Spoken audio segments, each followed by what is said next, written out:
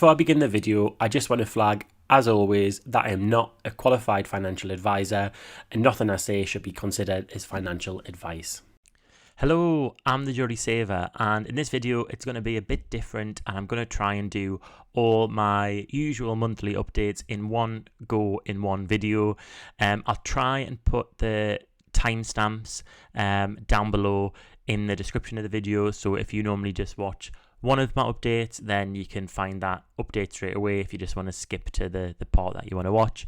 And yeah, I just thought I want to shift things up a bit. I was getting a bit into the same routine of posting the same type of video, so I thought I'll do one which just puts them all into the same update video. So what we'll start with is my emergency fund update. So I have my emergency fund split into two places. One is premium bonds and the other is an instant access savings account. So for premium bonds, in May I had a holding of £1,500 in premium bonds. I've been slowly building up this balance over a few months now. Given the current probability of winning to one bond, it's 1 in 22,000. So because of the number of bonds I have, my probability is roughly 7%. So the number of months it'll take me to win on average with average luck is 15 months. So unsurprisingly, I haven't won anything on premium bonds so far.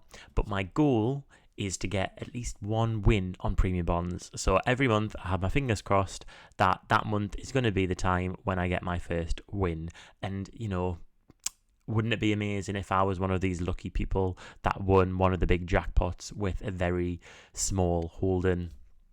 So for June, I started with a £1,500. I contributed £25. I didn't win anything. I didn't even do the drum roll there to try and give suspense. No, I just didn't win anything in June, which wasn't great. But the final holding is now £1,525. So, you know, for me, the good news is, am I contributing to this every month? And yes, I am. So has that shifted the probability any? No, not really. I mean, an extra £25 hasn't really shifted the probability. It's still 7% chance of me winning each draw.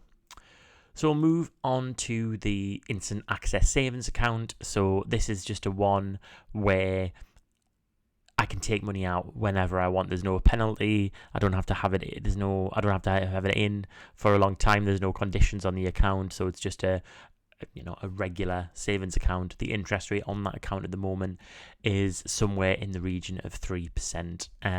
As a lot of people have probably experienced, the interest on that account has steadily been going down. The figures at the end of May was £1,505 in that account. So in June, started with the £1,505. Contributed £25. So again, similar to the premium bonds, a small contribution, which has increased the balance. And I didn't withdraw anything in June, which is brilliant. So really what I want to be in the habit of is only withdrawing from this account if it is an emergency, because it is my emergency fund. So in May, for example, I withdrew £50 and it wasn't an emergency. I just needed that £50 for a luxury or something. It sounds strange calling it a luxury, but it's just, you know, some spending that wasn't a kind of need spending, it was a want spending. So then interest is around £4 a month. So the balance is now £1,533. So in summary, what does it look like when I bring those two figures together? If you're good at maths, you probably added them up yourself. So we've got premium bonds, £1,525, the savings account of £1,533. So that gave a final balance of £3,058. So I'm very pleased that this figure is getting bigger. I think this is probably the biggest weak spot in my sort of finances. You know, I've got a growing investment pot that you'll see in a moment. We've got a lot of equity now in our property, which again we'll talk about in a moment. But actually, the emergency fund and the easily accessible cash, if anything was going to go wrong, lose our job. I don't know. I don't really want to be pessimistic and go through everything that could go wrong, but you can imagine that there are plenty of things that can go wrong in life. The balance that we've got with an emergency fund is relatively quite small. This to me is 3 months of necessary expenses. So just to run our property, keep the lights on, all that jazz, costs us in the region of £1,200 per month. So this doesn't actually cover 3 months, really. It's 2 months and a bit. And really, if I think about it, to include food in that, we're probably talking that this is 2 months. So say my spends with food, everything is probably £1,500 at a minimum we would need for the two of us. So that's 2 months. So I really want to improve this going forward. So we'll switch things up and we'll now move to mortgage. So if you've watched these videos for a while, you'll know that one of the keys to my financial freedom journey is overpaying our mortgage. Prior years, so I might flip to I think 2022. Yeah, so 2022, you can see that we actually made nearly £11,000 worth of overpayments. In 2023, it kind of radically decreased to 1,300. 2024 was a bit better. It was, nearly 5,000 in overpayments. But 2025, so far, we have made quite modest overpayments. And I think particularly what I want to be doing over the next few months is we're quite happy with the place we're at the moment with our mortgage payments, and we want to focus on that emergency fund. So my aim at the moment is to pay at least the interest that's accrued on the mortgage in the month, pay that off as an overpayment, so that our standard payment actually comes off the balance of the mortgage. So in May, you can see that we had paid £199 as an overpayment, but the interest that accrued was only £97. So we paid £612 directly off the mortgage balance, which was brilliant. So what does the story look like for June? Well, we started with that £97,962. We made the standard payment of £510. We then made an overpayment of £155. Some of that overpayment is lumped up in our regular payment to our mortgage provider. So I made the choice, along with my partner, to say, right, we're contracted to pay £510. We'll ask the mortgage company to take an extra £100 off us, and that £100 is an overpayment. So really, £610 comes out our bank account every month, and we don't really notice the fact that we're actually making £100 as an overpayment. And then the extra £50 has come from, or £40 I should say, has come from Sprive app overpayments. So I've done a review on the Sprive mortgage overpayment app, and I'll link it in the description box down below if you're interested, where I talk about that. So the interest, it was £93 in the month. We're on a very low interest rate, so we've got this mix of low mortgage balance, I'd say, for the country. Northeast is probably more of an average mortgage balance, because property in the Northeast is cheaper than a lot of the rest of the country. But £97,000 as a outstanding balance is probably very low compared to the whole country. So we've got a mix of a low mortgage balance with also a low interest rate, because our interest rate is 1.16%. So that means that the interest that's accruing each month is very low. So the balance that's paid off in June was £572. So it's brilliant that I'm just going to do a little average here. You won't see this because it's in my bottom corner, but the average is £666 that comes off on average every month from the mortgage balance, which is brilliant. And then these are the stats so far this year. So standard payments, we made £3,000 of payments that are contractual to the mortgage. We've done an additional £1,500 in overpayments. The interest that accrued 6 months in is only £569, and the balance that's been paid off now is nearly £4,000 this year. And if I just look at our figures totally for the year, we've paid off 4% of the balance in 2025. The total overpayment so far is 27,850, and our current mortgage end date is April 2043. So the years reduced so far is just under 4 years. So interestingly, we're talking about mortgages. We got our property valued this morning, and I'll be honest, I was a bit disappointed with the valuation, and I don't like to be disappointed. Say I'm disappointed with it because it's a positive story, because we paid in the region of 180 odd £1,000 for our property in, well, a few years ago. I don't like going into specifics just in case someone could take these details and find out where I live. I know that's a bit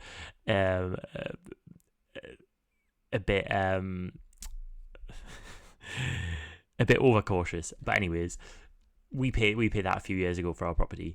It's now been valued today at 215,000. Well, 210 to 230 was the estimate of what it's worth. So it's went up in value since we bought it, which is great. However, we did get it valued about 2 or 3 years ago, and the valuation was exactly the same. So there's been a bit of a stagnation in that house price in our area for our property type. So yeah, 210 to 230. He kind of mentioned 215 as a figure that we were able to sell it at kind of within a week. He said was the number, but he said until he got buyers through the door, he wouldn't know how much it would definitely go for. Not that we're planning to sell at the moment. What happened was, it was one of these estate agents that puts a fly through the door and says, we can do a free valuation for you. So he came, give that valuation. And I suppose it just got me thinking, if our property is kind of getting to a peak of what it'll be and it's not kind of moving anywhere from there, say it's not going to go up in value more in the next couple of years, I'm a bit conscious that maybe, we live in a flat, and if we wanted to move into a house in the future, houses in our area are more expensive than flats, as I'm sure they are most places, but in our area, it's the case where a house costs double the amount of what the flat is worth.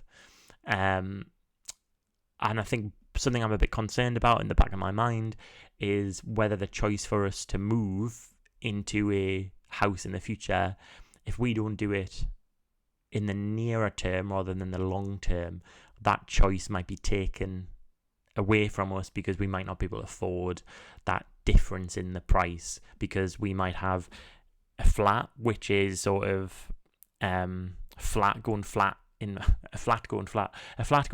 value for prices. Maybe it's not going up that much in value, whereas the houses in the area, they are ticking along and going up in value. So it just got me thinking. It's not that I want to move, and also if we did move and I had a huge mortgage, I wouldn't have the space to be able to save or invest as much or go on holiday. It's all these things you have to think about, and I'm trying to make the wisest decision so that future me and my partner will be happy with it. So if you got any thoughts about that, if you grappled with that decision recently, let me know in the comments below. So that's the mortgage. Let's talk about investments. I invest in a stocks and shares ISA in a global index fund. I don't go into the details of the platform I use or the fund I'm invested in, just because you've got to be careful with these things that it's not coming across as financial advice. It's my personal investment journey. So, but I like to make it clear that it is a global index fund. It's in a stocks and shares ISA, just so that no one, assumes it's something else. That might be, there's something about being vague, but when you're too vague, actually that can be worse as well, because people make the wrong assumptions. So the market gain and losses, we had a rough few rides in the stock market, February, March and April. It was starting to turn itself around a bit in May, so we'll see if that continued. Started with 9,120 balance, purchased £25 worth of the index fund. The income return, so one of the funds I invest in pays dividends on a quarterly basis, but June wasn't one of those months where I was paid dividends, so the only income that I got was the interest on the cash that was on the account. The market gain loss, £217, which was a green positive month, so that's 2%. So the market gain was 2%, so my investments went up 2% in value in the month of June 2025.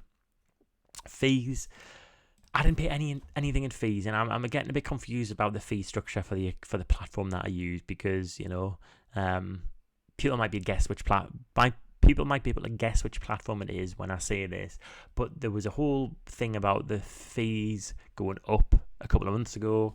I expected to be getting fees every month, but I haven't seen that, so I don't know if I get billed quarterly. I don't know, because I last got paid them in April. So yes, not sure on that one. We'll have to wait and see. Cumulative returns, so the amount that my investments have went up in value since I started investing, has been £1,961. So the end balance is £9,362, which is brilliant, because my goal is to have £10,000 invested. So what do kind of the summary figures look like for the year? Purchased £450 worth of investments, £28 being made in dividends. So the kind of market gain loss, it's also evened out, because if I take into account all the positive months and then the negative months, actually my investments have went down in value by £20 in the first 6 months of the year. So there's been very little movement, is what I'll say, in terms of value. Fees, so £11 in fees so far, and then the cumulative returns I've mentioned. So then, these are just some charts showing how the fluctuations in value. So this is the capital invested, the fluctuation. So out of the 73 months I've been investing, 60% of months have seen my investments rise in value, and 40% of months have seen my investments fall in value. So what I'll say on that is, even though I've been investing kind of small amounts of money, I've really built up my tolerance to market fluctuations, so I don't panic when I see my investments fall in value, because I kind of know what my long-term trend is. I don't know, is 5 years long term? I don't know. Maybe medium term trend. I don't know what's classified as long or medium term. But, I've got kind of experience in it now, so I know that not to panic. So, yeah, and then this is how my value has increased. So I started in April 2019. It's been quite linear. There's this big drop where I actually didn't have enough in my emergency fund, and I withdrew money from my investments, which wasn't a highlight, I'll be honest.